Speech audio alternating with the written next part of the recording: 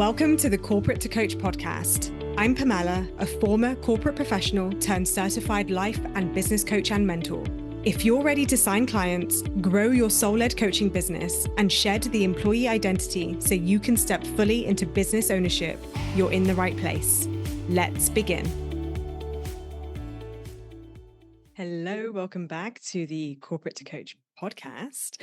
So I wanted to discuss, as promised, the continued discussion on privacy and what you actually get to talk about in your coaching business if you choose to. A couple of weeks ago, the one before Cassie's episode last week, which we also touched on, to be honest, we talked about when to make a share about things that you're navigating, things that you're moving through. And we talked about Cassie's separation, and she's got 2 little kids at home, and that's a big deal. And she didn't share about that until she was ready. And I wanted to share a bit more. I promised I would from the episode before.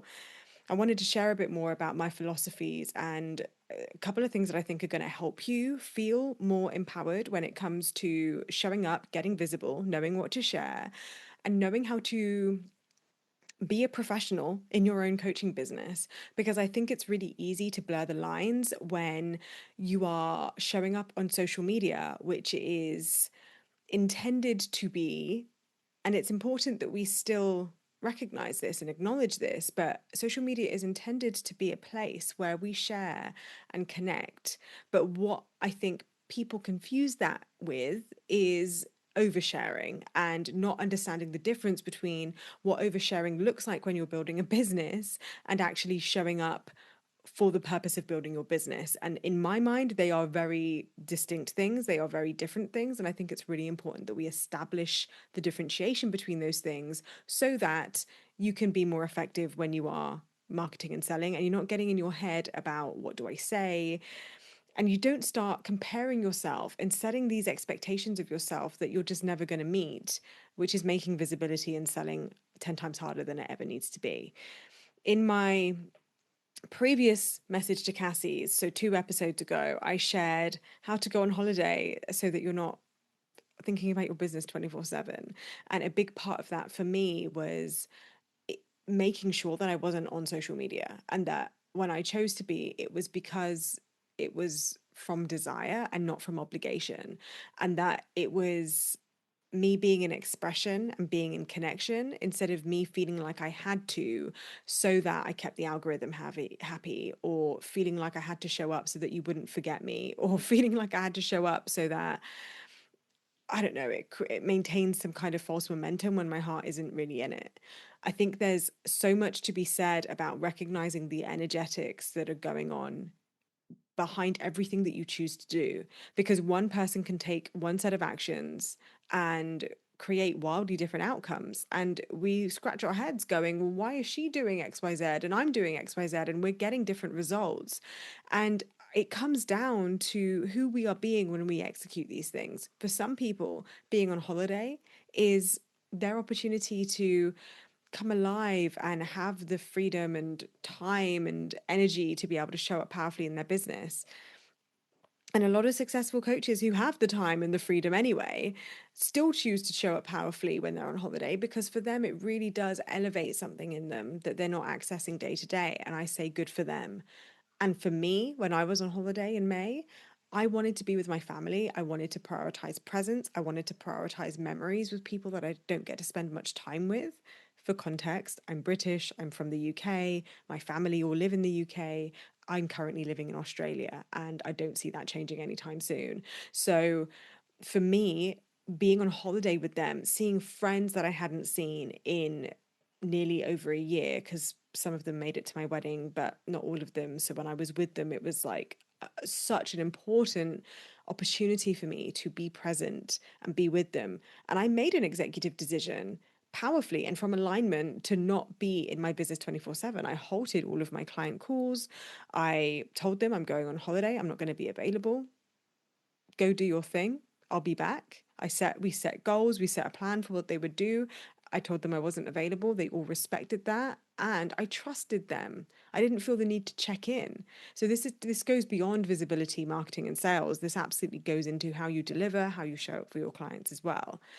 And there have been seasons in my business where showing up on holiday has been of service, where actively launching whilst I'm on holiday is of service. And another thing I touched on that episode is actually knowing the difference between feeling like you need to show up because of visibility, marketing, sales, etc., versus actually being in an active launch cycle when you're actively selling. I have made this mistake in the past when I've been on holiday. I've decided I was going to keep showing up, being visible, marketing, selling, and I wasn't really that clear about what I was actually selling. So if you are going to show up on holiday, then be clear about that. Be clear. What are you selling? What is your process for selling? What is your client journey to actually make it worth your while? Otherwise, you're probably not showing up for the right reasons.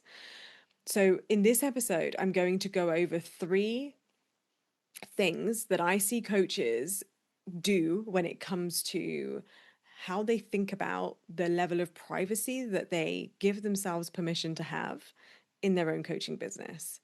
And this stuff is common. It's all stuff that I had to work through. It's all stuff that I see my clients go through a lot, and I coach them on it and they come out the other side and they're like, wow, this is completely shifted.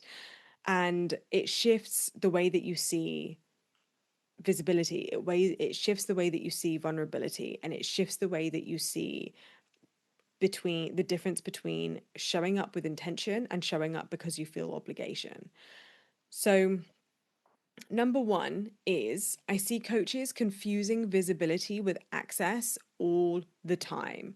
I'm not saying you personally, but I'm saying coaches build this belief that if in order to create this know like trust factor, which is something that I even speak about inside my Thrive program, which is my signature program where I teach you everything you need to know about offer creation, pricing, sales, marketing, consults, and building the scaffolding of a business that is sustainable, that you can just go in, deliver on, and get out and go and live your life. Whilst building a know, like, and trust factor is important, I see coaches sharing things about relationship statuses before they're ready, holidays where they're really craving to be able to actually switch off and relax. I've spoke about that already in the previous episodes and at the beginning of this episode. Sharing about personal challenges, and it's coming off as kind of trauma bonding and just dumping on your audience and not really having any rhyme or reason to it, sharing vulnerably, and then hoping someone's going to book with you when you've not once communicated how to work with you, or what the step is to start working with you, or informed the audience exactly what they get when they work with you, what the point of working with you is, what the process of working with you is, what they get as a result of working with you. You get so wrapped up in your own transformation, which is so important to be doing in the background, but you get so important in your story that you're not actually thinking about what your clients need or your potential clients need to make the decision for their own life to work with you or not. I laugh when I say this, because when I say this, you're going to be like, oh, I get it now. But we weren't, if you don't think about business the way I think about it, then it's completely understandable.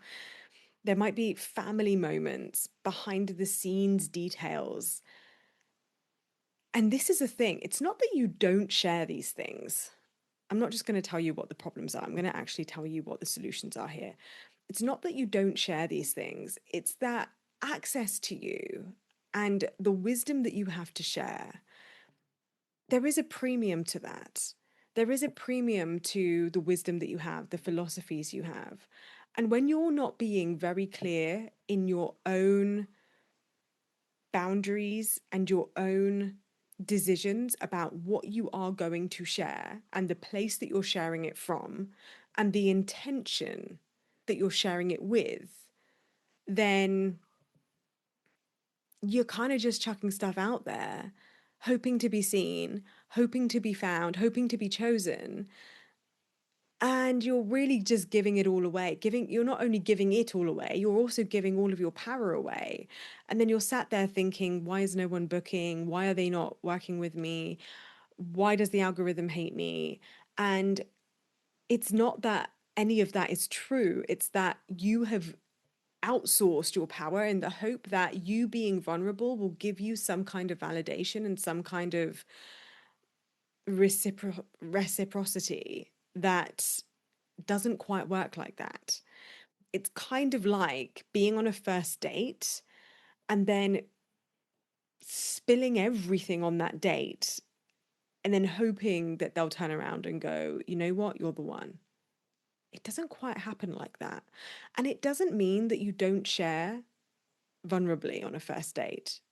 I believe that you can. I have. And it's been a really powerful way to build connection and kind of sift through the people who are serious or have potential and the people who don't. But there's a big difference between doing that powerfully with something that you feel empowered in or something that you feel that you can hold even if you're still kind of figuring it out versus sharing it because you're oversharing and you don't know when to shut up and hoping that they'll just make you feel better as a result. I give the dating example, but I see this all the time in content as well. And this kind of access, you're more valuable than that.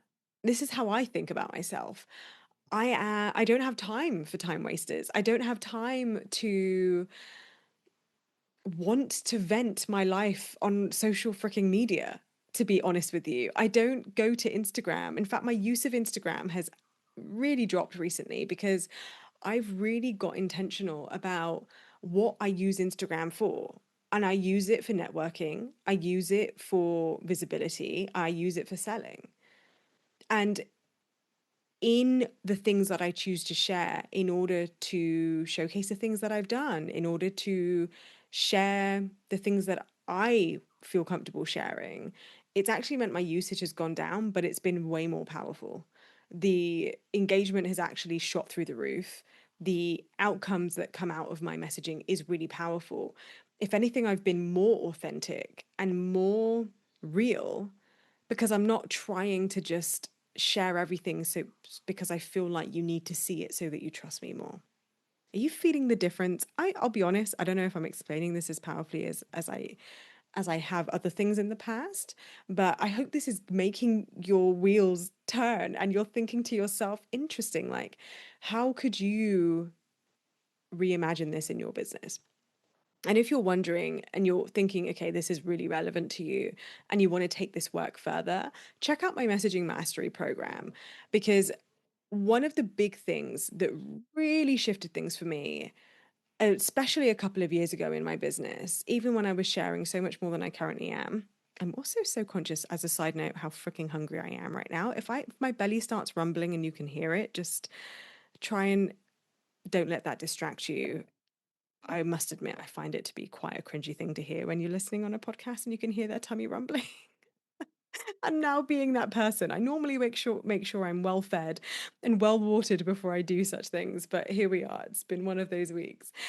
So, number 2 is turning your life into your content strategy. And you don't need anything in your life to be creating content, okay? And this is one of those things where it's like take what I'm saying, and even if what you see, you're interpreting as me using my life to create content,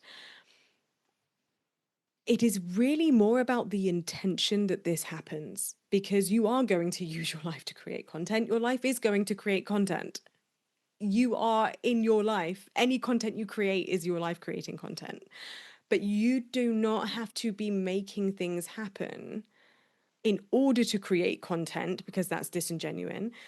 And you don't have to, it's completely escaped my brain.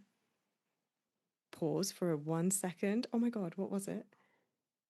Yeah, you don't have to manufacture. Oh yeah, you don't have to manufacture things in your life to create content. Fuck that. Like just do your life because you desire to. Don't curate something that isn't real. That's just the most inauthentic thing possible. And what I find is that you're probably not actually going that far. What I find is more common is that you are putting the pressure on yourself to find things that are cool or fun or look Instagrammable or look good. And that's actually stopping you because you can't bring yourself to do such an inauthentic thing, but you're not creating content anyway. So you're kind of lose-lose in this situation. And then the other thing is having authentic things happen in your life, beautiful moments happen in your life, and then you're like, oh fuck, I need to create content. Oh gee, I need to create a reel. Oh, let's grab this. And I would say with that one, because I have totally done this, I would say with that one, know what season of life you're in. For some of you, you are in the season of your life, or rather your business growth journey, where you actually need to be putting that in place and you need to be doing that unapologetically.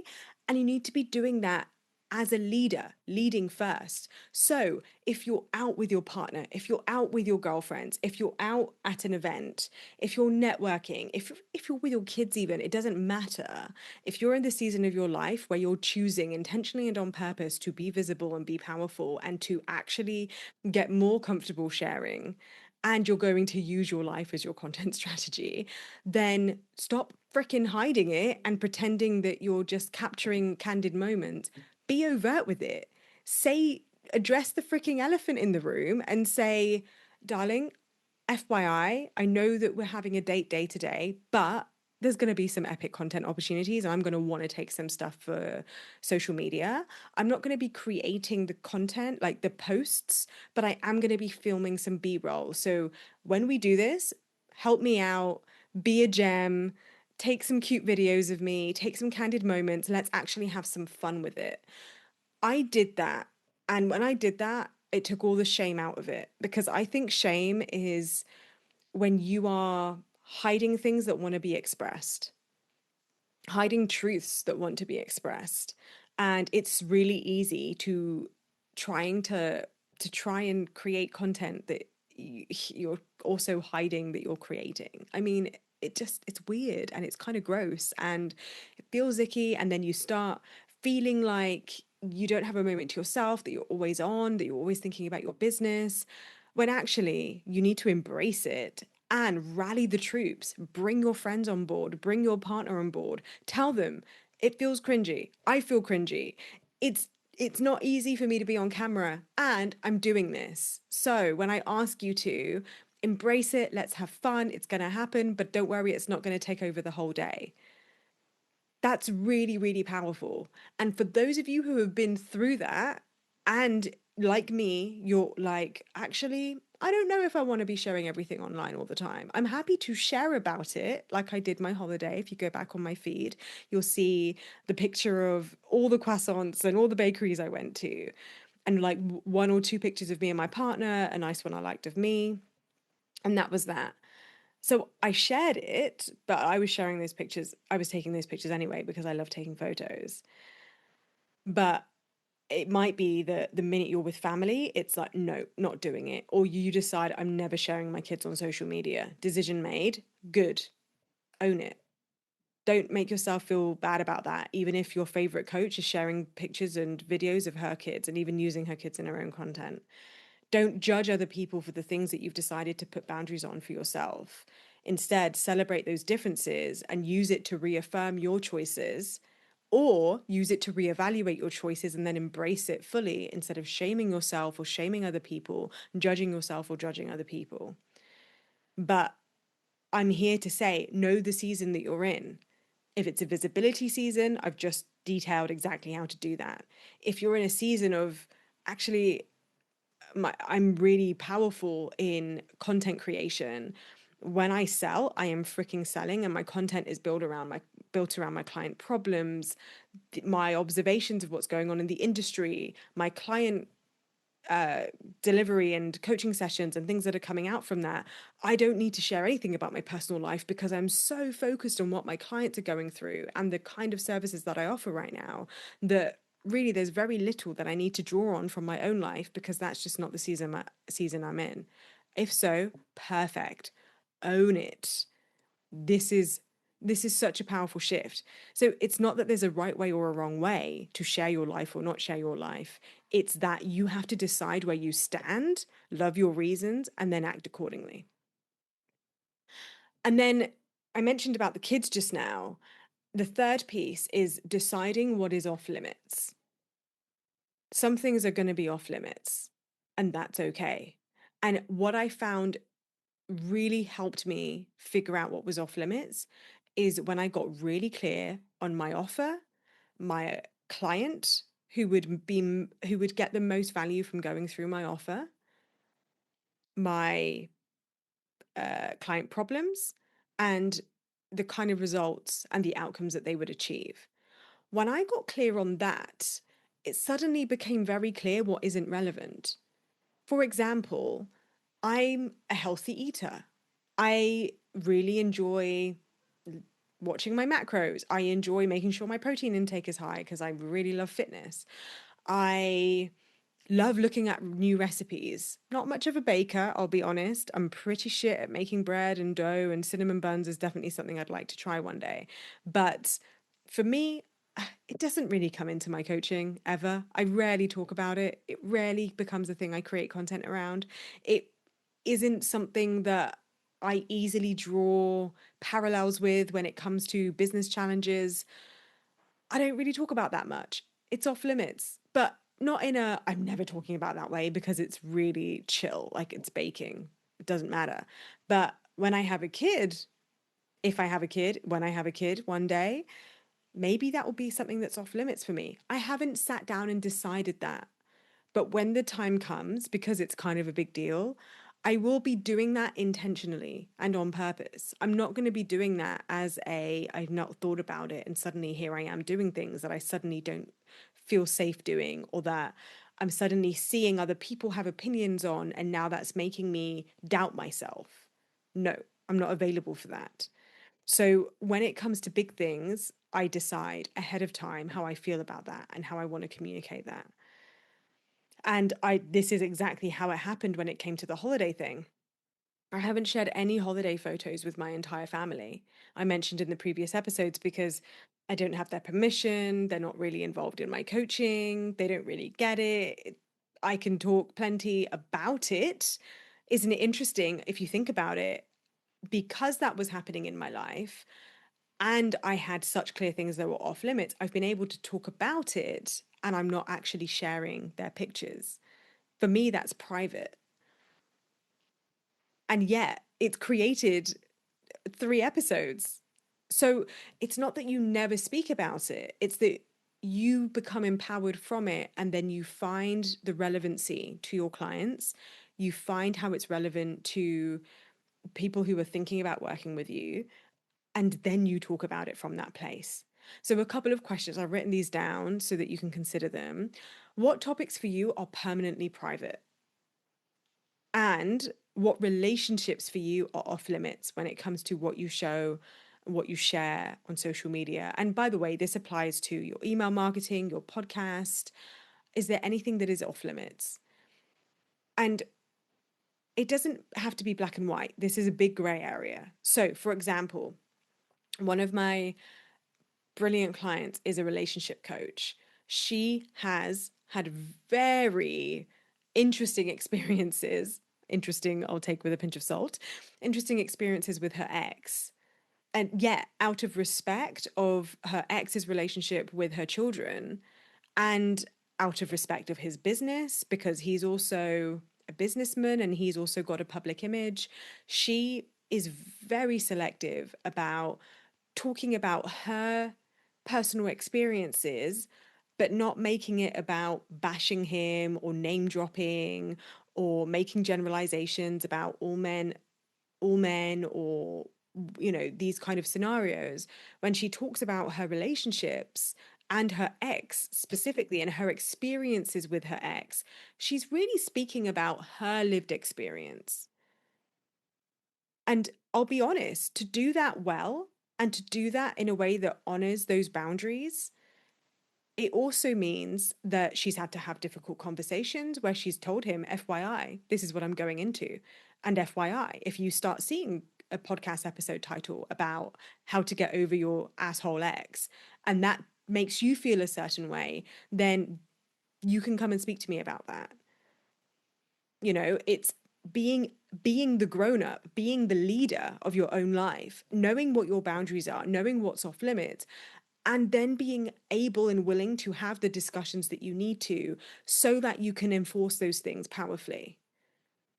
And that means it requires probably you to do the inner work to be able to have those conversations, to be able to have difficult discussions, to be able to enforce boundaries and know the importance of boundaries and to honor the boundaries that you set in your own life.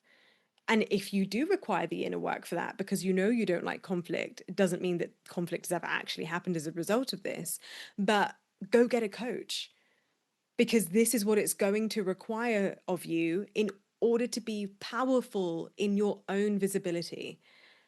And the ripple effect of that is always so worth it, because then you become someone that these prospective clients who are prime for coaching, who are in your world, who know that you exist, who have been following you, when they see you show up without you even having to say these things, but you're showing up with these clear boundaries, with, you can show up as a mum and never show your kid online.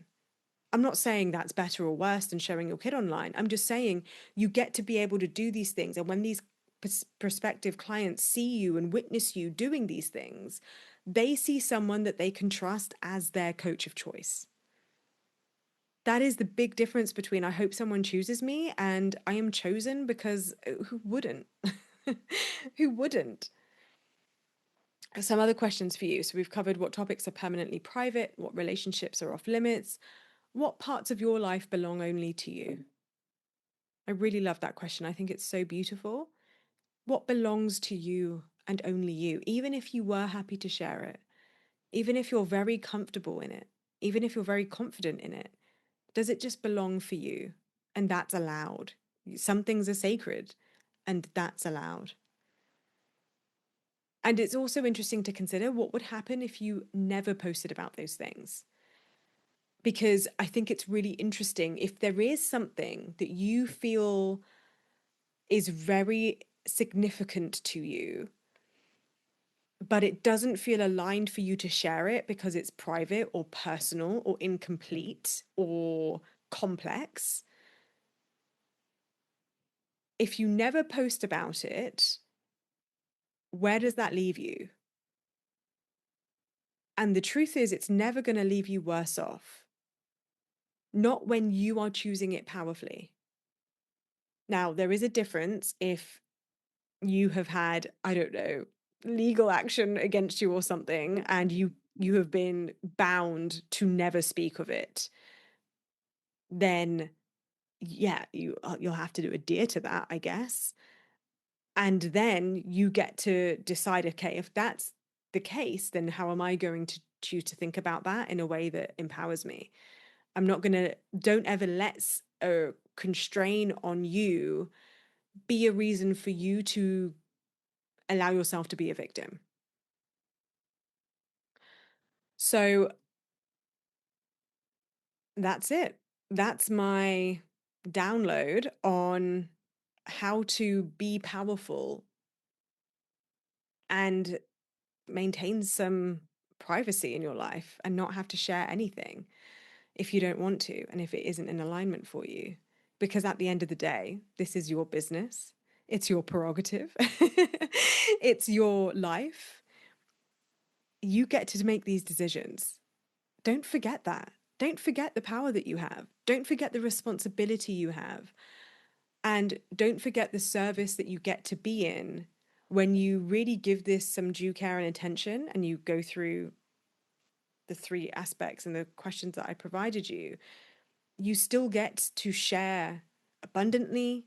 You still get to share powerfully. You still get to sell effectively and create the exact results that you desire in your business on your freaking terms. So drop me a DM if you loved this episode. Give this podcast some stars, subscribe so that you can check into the next episode. We'll have a fantastic guest in the next episode. And yeah, I can't wait to hear from you. And until next time, have a beautiful freaking day.